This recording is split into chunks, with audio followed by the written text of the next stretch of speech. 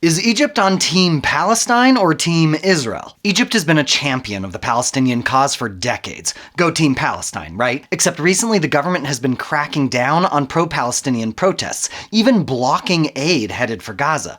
Go Team Israel? What? Not exactly, because at the same time, some Egyptian officials are threatening to pull out of the country's peace treaty with Israel. Okay, this sounds a little complicated. Seriously, Egypt, why you gotta make everything so complicated? It's not actually that complicated, but we're gonna have to take this one step at a time. First, why is Egypt cracking down on pro-Palestinian protests? With the suffering of Palestinians in Gaza blasted across Arabic language news and social media, regular Egyptians have taken to the street to show their support for Palestinians. Their government has responded by arresting over 100 Egyptians who were out there expressing solidarity with Gaza. And that's because these aren't just solidarity rallies, they're protests. What are they protesting?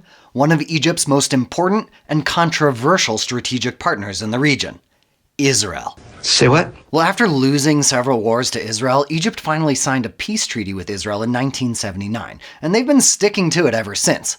The treaty's important to Egypt for many reasons: regional stability, economic and security cooperation, and, of course, 47 billion Egyptian pounds in American military aid. It's all about the Egyptian pharaohs. Am I right, Elon? So the Egyptian government has stood by that peace treaty for nearly 45 years, despite it being deeply unpopular among regular Egyptians.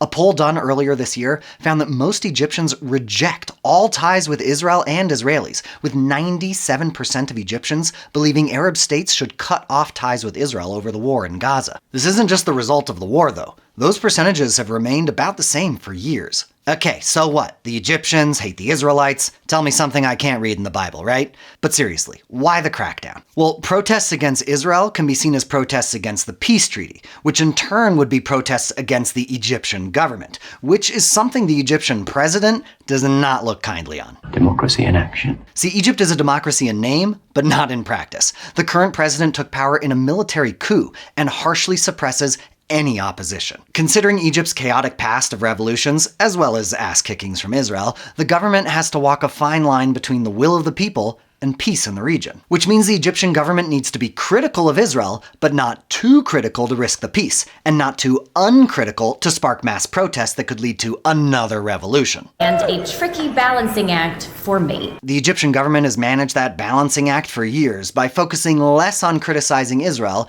and more on supporting Palestinians, which was going pretty well until October 7th, when for many people, Palestinians seemingly became synonymous with Hamas, a terrorist organization committed to Israel's annihilation.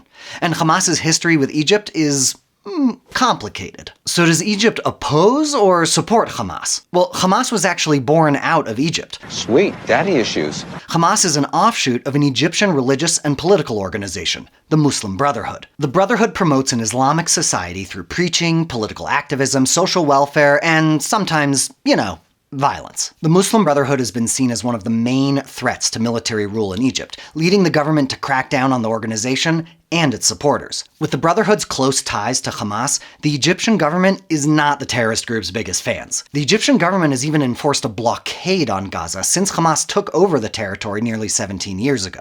But a recent poll shows that 3/4 of Egyptians support Hamas, and a large majority of Egyptians think the war Hamas started in Gaza is a win for the Palestinians. If Egyptian public support for Hamas is code for support for the Muslim Brotherhood, then the government has a problem. Okay, so if the Egyptian government wants to show support for Palestinians, but not Hamas, why is Egypt closing the border to Palestinians from Gaza, trying to flee the war? So when the war began, thousands of Palestinians tried to get out of Gaza and into Egypt, but the Egyptian government was absolutely clear. It does not want Gazans crossing the border into Egypt. Egyptian officials insist that they're closing their gates so that Palestinians aren't permanently displaced from Gaza. To help the Palestinians remain on their land so that they do not fall prey to the objective of displacement. See, nearly 80% of Gazans are descendants of Palestinians displaced in 1948, when Palestinian fighters joined forces with Egypt and other Arab states to wipe Israel off the map. Palestinian leaders have claimed Israel is using the current war to once again displace Palestinians,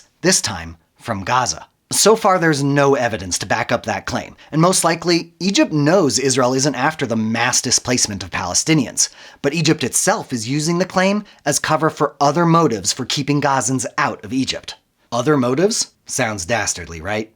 For one, a flood of Gazans would likely mean a flood of Hamas as well. Hamas operating in Egypt is not something the Egyptian government can allow, considering Hamas's ties to the Muslim Brotherhood, as well as their history of violence trying to overthrow governments. Also, Egypt has only recently managed to fight back branches of ISIS, a fight Israel helped with, by the way. Admitting thousands of refugees could destabilize Egypt, potentially enabling ISIS and similar organizations to exploit the chaos and regain a foothold in the country. And if Hamas members move operations into Egypt, they could use the territory like they use Gaza, as a launchpad for attacks against Israel. As they say at Egyptian taco stands, no bueno. Imagine Hamas firing rockets at Israel from Egyptian territory, Israel attacking or even invading Egyptian territory, Egypt responding, the situation snowballing. Say it with me. No bueno. It's no way to keep a peace treaty alive. Though some Egyptian politicians say that peace treaty may be collapsing anyways, but not because of the war's terrible toll on Palestinians, or the protests in the Egyptian street, or even because Guns N' Roses came to Israel but not Egypt. No, the peace treaty is at risk because Israel took control of a skinny little 8-mile stretch of land in Gaza. Okay, so why are 8 miles in Gaza threatening peace between Israel and Egypt? Because that strip of land is the border between Egypt and Gaza. What, Israel didn't have enough border with Egypt? They needed to take the Palestinians' border also? No, shut up. Bear with me. After Hamas's violent takeover of Gaza, Egypt and Israel established a blockade of the territory to keep weapons and things that could be turned into weapons from entering Gaza. Hamas bypassed that blockade by building a series of smuggling tunnels into Egypt. Tunnels that were so secret, they brought reporters in to tour them. Somehow, Egypt found out about the tunnels and tried to destroy them, flooding and bombing nearly 2,000 of them over the years. But it seems they didn't get all of them. So, one of Israel's main goals in the war has been to cut off the tunnel network along the border and stop Hamas from smuggling in weapons or smuggling out hostages and senior terrorists. And that meant taking over the Gaza side of the border. As the IDF has operated along the border, it's found dozens of tunnels, some even big enough to fit a truck.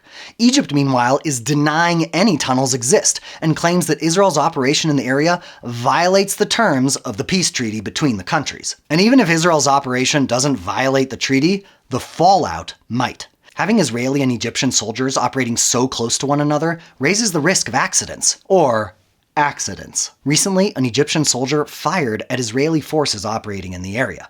Israeli forces fired back, killing 2 Egyptians. Both sides are playing down the event, but it shows just how dangerous the situation can be. Egypt has warned that if its security is threatened, it'll respond militarily. But until then, they're expressing their objection to the Israeli border operation by taking the high road, blocking hundreds of aid trucks bound for desperate Palestinians in Gaza. Wait, why would Egypt block aid to Palestinians in order to punish Israel? That's right. As soon as Israel took over the border, Egypt closed their side of the border crossing that, until then, had been a central artery for aid into Gaza.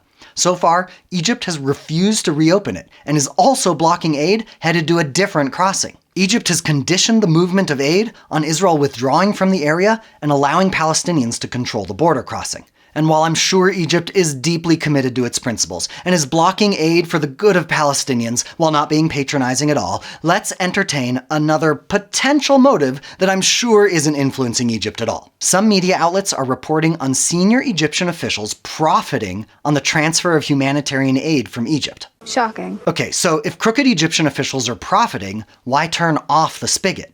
So the theory goes that Egypt is pissed about the new nifty ways aid is entering Gaza that don't include Egypt, new crossings from Israel, and the US-built pier bringing aid from Cyprus.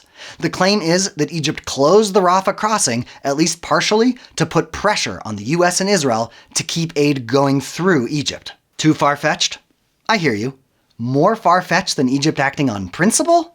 But whatever the reason, Egypt continues to block aid shipments, and the ones suffering most are Palestinians. So with all the pressure on the Egyptian government and disagreements between Israel and Egypt, is their peace treaty at risk? The Egyptian foreign minister seemed to deny that the peace treaty was at risk, saying the peace agreement has been Egypt's strategic choice for 40 years and represents a pillar of peace in the region. Dude, it's been almost 45 years.